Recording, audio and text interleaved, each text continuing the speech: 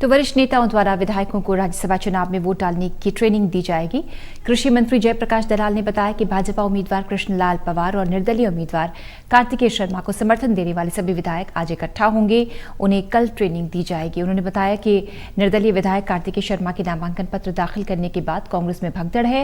उन्होंने कहा कि कांग्रेस विधायक पूर्व मंत्री विनोद शर्मा के संपर्क में है और 2-3 वोट का खेल है। कांग्रेस टूट के डर से विधायकों को रायपुर लेकर गई।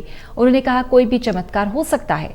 विधायकों को कब से दी जाएगी ट्रेनिंग, इस बारे में खास बातचीत की हमारे सहयोगी अनिल कुमार ने हरियाणा के कृषि मंत्री जयप्रकाश दलाल से। राज्यसभा चुनाव के लिए विधायकों का ट्रेनिंग कैंप लगाया गया है। इसमें उन्हें क्या प्रशिक्षण दिया जाएगा, इस मेरे साथ हैं कृषि मंत्री जेपी दलाल। इनसे जानते हैं कि विधायकों को किस तरह का प्रशिक्षण दिया जाएगा। जी अनिल भाई, आज हमारे जो बीजेपी के विधायक हैं और हमारे समर्थक हैं या इंडिपेंडेंट जो हमारे समर्थन में हैं, सभी इकट्ठे होंगे और इसमें से आधे से ज़्यादा विधायक ऐसे हैं जिन्होंने पहले कभी राज्यसभा का वोट नहीं डाला हुआ है। राज्यसभा का वोट डालने की अलग प्रक्रिया है, प्रेफरेंस देनी होती है कि फर्स्ट का किसको दें, सेकंड को किसके दें। और हमारा जो बीजेपी का कैंडिडेट है उसको जीतने के लिए 31 वोट चाहिए। तो इकट्ठे होकर ये बताएंगे कि 31 यही एमएलए 31 वोट हमारे बीजेपी के उसको देंगे। बचे हुए हमारे 9 सरप्लस वोट हैं वो हम इंडिपेंडेंट को देंगे। बाकी के जो जेजेपी के हैं या इंडिपेंडेंट वो उसको देंगे। और ये होता क्या है कि इस तरह की, क्योंकि एक वोट से ही सारा रिजल्ट चेंज हो जाता है, तो वोट डलवा के भी देख लेते हैं, मॉकअप भी हो जाता है। और जो हमारे पुराने नेता हैं जिनको इन चीज़ों की जानकारी है वो नए विधायकों को समझाएंगे कि भाई कोई ये गलती ना करे, इस तरह का ध्यान रखे। तो इसलिए आज शाम को हम रात को इकट्ठे हो जाएंगे। कल हमारे जो इकट्ठे करके हमें ये बताया जाएगा कि किस तरह से वोटिंग का प्रोसीजर है।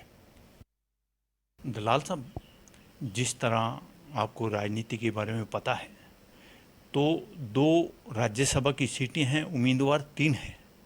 भाजपा की स्थिति तो स्पष्ट है कि कृष्णलाल पवार जीत जाएंगे और उसके बाद जो मुकाबला है कांग्रेस और इंडिपेंडेंट के बीच होगा। और गणित के हिसाब से अगर देखा जाए तो 31 कांग्रेस के हैं। अगर 31 के 31 कांग्रेस को पड़ जाते हैं तो कांग्रेस का उम्मीदवार जीत जाएगा। तो कार्तिक शर्मा ने भी कोई ना कोई गणित बैठाया होगा जो कि उन्होंने नामांकन पत्र दाखिल किया है। आपको क्या लगता है कि ऊँट किस करवट बैठेगा? देखिए, कार्तिक शर्मा के पिताजी हैं विनोद शर्मा जी, बहुत लंबे अरसे तक कांग्रेस में रहे हैं।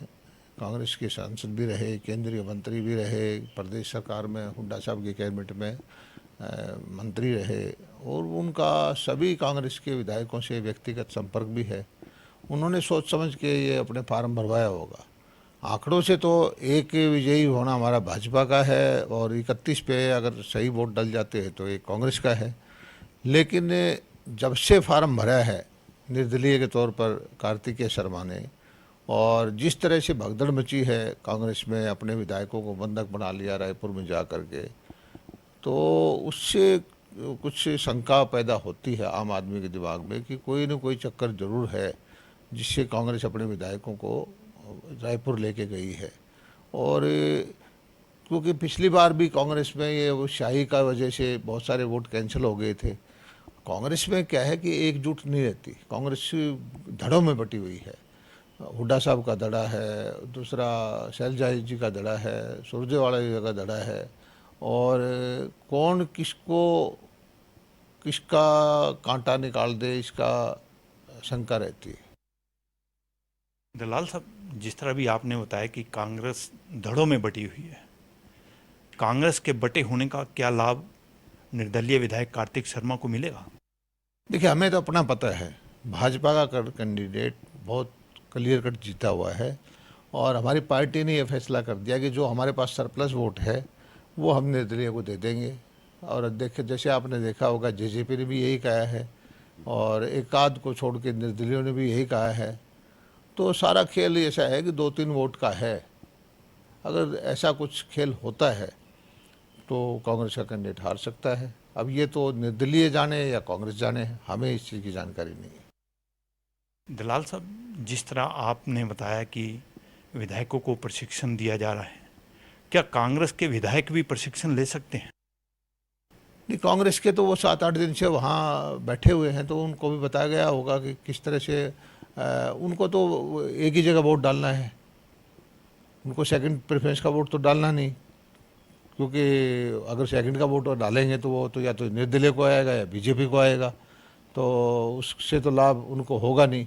लेकिन हमें जो है, क्योंकि हमने समर्थन किया है निर्दलीय को, तो हमारे जो विधायक फर्स्ट प्रेफरेंस वाले हैं वो सेकंड की प्रेफरेंस का वोट हम उनको देंगे। और कांग्रेस का अगर 1-2 वोट घट जाता है तो निर्दलीय जीत जाएगा और कांग्रेस हार जाएगी। दलाल साहब, कांग्रेस के विधायक जो हैं रायपुर में प्रशिक्षण ले रहे हैं, तो आप क्या समझते हैं कि ये इतना प्रशिक्षण लंबा चलता है क्या? नहीं, वो प्रशिक्षण का इतना विषय नहीं है। वो अपने विधायकों को टूट रोकने के लिए उनको वहाँ लेके गए हैं, जहाँ कांग्रेस की सरकार है, कांग्रेस की पुलिस है, कांग्रेस की सीआईडी है, मुख्यमंत्री कांग्रेस का है, ये तो सभी को पता है। प्रशिक्षण तो होता है एक दिन का, जैसे हम कर रहे हैं कि अगले दिन वोट, 10 तारीख को वोटिंग है, 9 तारीख को हम अपने विधायकों को कर। प्रशिक्षण भी क्या है, हम ये इकट्ठा करेंगे, वोट डाल के कराएंगे, एक बार वोट डाल के दिखवा लेंगे, फिर ये भी बताएंगे कि आपको किस किस को वोट देना है, और ये फैसला करना जो उचित है, क्योंकि इसके बगैर तो पता नहीं कौन विधायक कहाँ वोट दे दे, ज़रूरत से ज़्यादा किसी को वोट मिल जाए, किसी को मिले ना।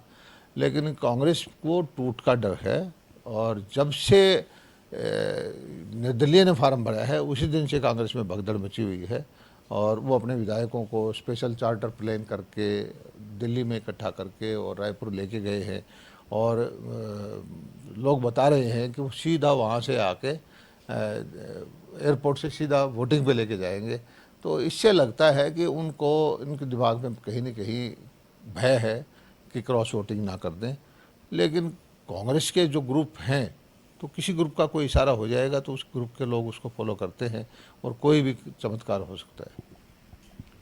ये थे मेरे साथ कृषि मंत्री जेपी दलाल। इन्होंने बताया कि विधायकों को कल प्रशिक्षण दिया जाएगा कि राज्यसभा का वोट कैसे डालना है। Anil Kumar, total news, Chandigarh.